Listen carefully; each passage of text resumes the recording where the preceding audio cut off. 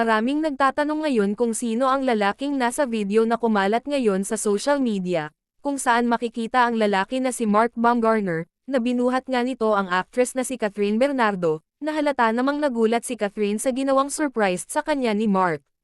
Pero sino nga ba si Mark Baumgartner? Bakit gano'n na lang makasurprise kay Kath, na daig pa ang mag-boyfriend? Si Mark Baumgartner isang fashion designer.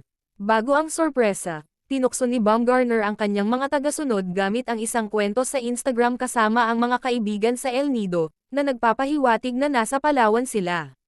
Si Baumgartner, na naging go-to fashion designer ni Bernardo, ay kilala sa paglikha ng ilan sa mga pinaka-trending na gown. Isa sa kanilang kapansin-pansing collaborations ay nakita sa ABS-CBN Ball noong nakaraang taon, kung saan banihag ni Bernardo ang mga tao sa isang maalinsangang silver gown na dinisenyo ni Baumgartner. Happy birthday,